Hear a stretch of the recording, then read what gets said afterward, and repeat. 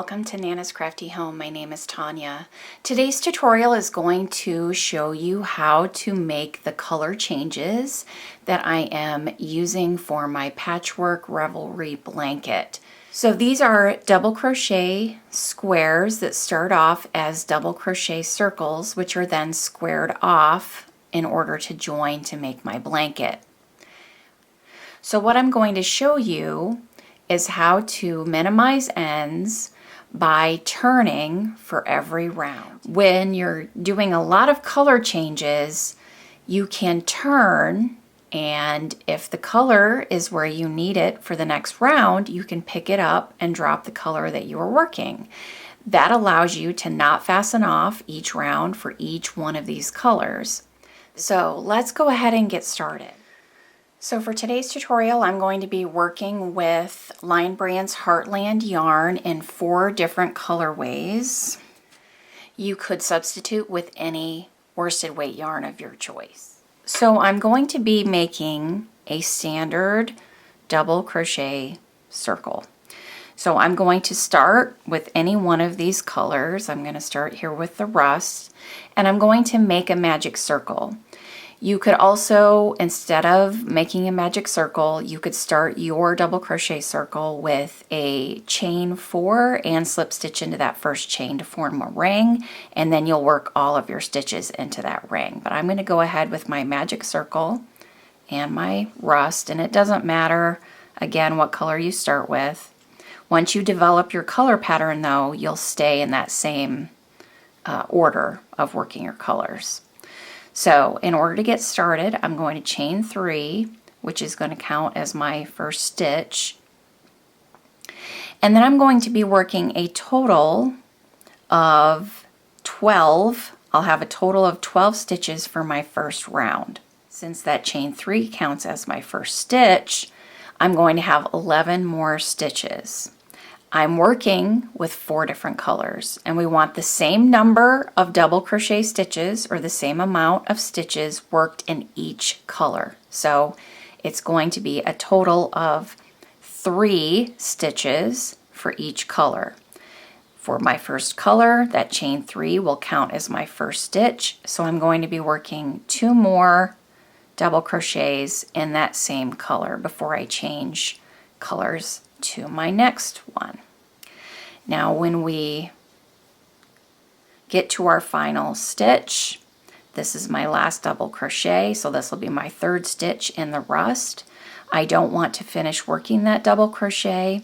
I want to leave the final 2 loops on my hook, and I'm going to drop that color, and I'm going to bring in my second color. So I'm going to start now with my yellow, and I'm going to finish that last double crochet by yarning over and pulling through my yellow to complete that double crochet stitch. Now I want to work 3 stitches in my yellow color.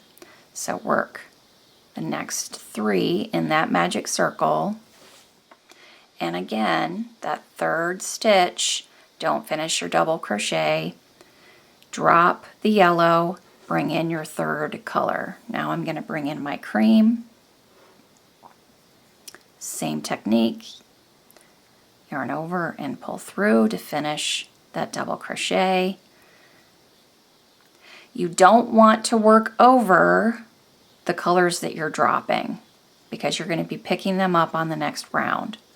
So 3 more stitches in my cream in that magic circle. 1, 2, 3. Don't finish that final double crochet. Drop your cream and bring in your 4th and final color.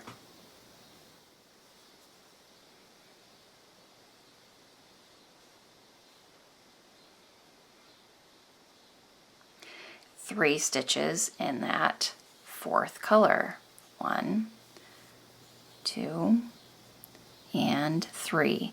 Now this final stitch, I will complete that double crochet stitch. You'll see why here in just a minute.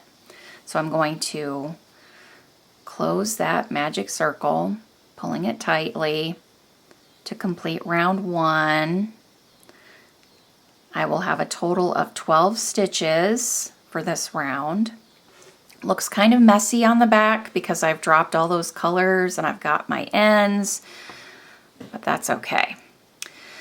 So to complete this round, I'm going to slip stitch into the top of my chain 3 just as I would normally. I would join with a slip stitch, not changing colors because I'm going to turn my work and I'm going to be working again with this last color. In that, once you've established your color pattern, you will always be working into the same color from the previous round. So once I turn, you can see I'm going to be working into my brown. So I'm going to chain 3, 1, 2, and 3, which is going to count as my first stitch throughout my pattern. And then I'm going to work another double crochet because I'm working increases around for this round, 2 stitches in every stitch around. So that is my first increase. Chain 3, double crochet in that same stitch, 2 double crochets in the next,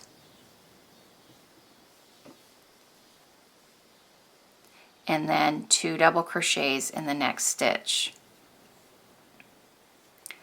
And I'm going to be changing colors at the end of that last double crochet, so don't finish your double crochet stitch, drop your brown, pick up the next color. My next color is the cream. So that end that we dropped in that previous round is going to get pulled in to complete my double crochet. So yarn over and then pull it through those 2 loops. Now you can see that you have this long tail. There's this yarn jog that happens because you're pulling it into your work and it's the height of your double crochet stitch. I like to hide that as best I can. So when I work my first double crochet stitch, I'm going to work underneath it into that stitch and work my first double crochet. So it kind of hides that jog a little bit. And then my second double crochet in that same stitch, I just work into the stitch. So you can see here, it helped disguise that jog. Now, if you don't want to do that, you can see the difference here. I've got this end here that's been pulled in, just work 2 double crochets into that next stitch. And you can see that end here. It's still not that visible to me because it is along that color, so it's being disguised because it's the same color. I just don't like that long length. So what I do again is I yarn over and I insert my hook underneath that yarn jog, and then I insert it into my stitch. So you can see here I've got that loop and then the 2 loops, and then I just complete my double crochet. And that to me just helps disguise that a little bit better. And then I'm going to work 2 double crochets in the next and 2 double crochets in the next. Don't complete that final double crochet, and you're going to pull in the next color, which you can see is my yellow. Drop your cream, yarn over, pull through, and do the same thing, yarning over, insert under that, and then insert into the stitch and complete your double crochet. Another double crochet in that same stitch, 2 double crochets in the next, and 2 double crochets in that next stitch.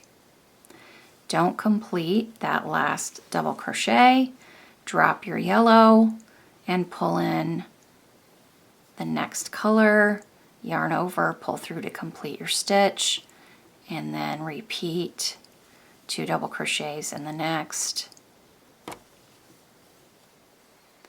2 double crochets in the next,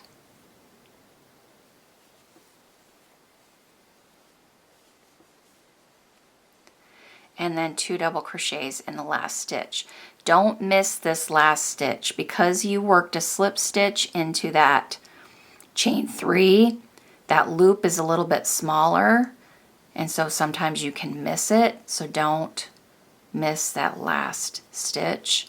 Work 2 double crochets, and again I'm going to complete that final double crochet because I'm going to slip stitch into the top of that first chain 3 and then turn, and you can see I'll be working my rust again for the next round. So I've completed round 2. Look at that. So you can see I have the same number of stitches in each color evenly around my circle.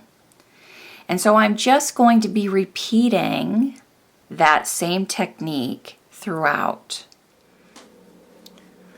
So for round 3, I'm going to chain 3. And now this may be confusing because I say in the pattern, double crochet in the same stitch.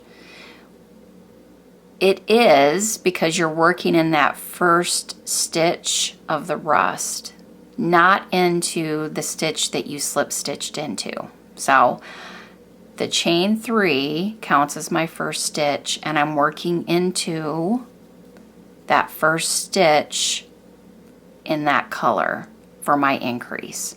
So I have 2 stitches here, then I'm going to work 1 double crochet in the next, an increase in the next, so 2 double crochets in the next stitch, 1 double crochet in the next, 2 double crochets in the next,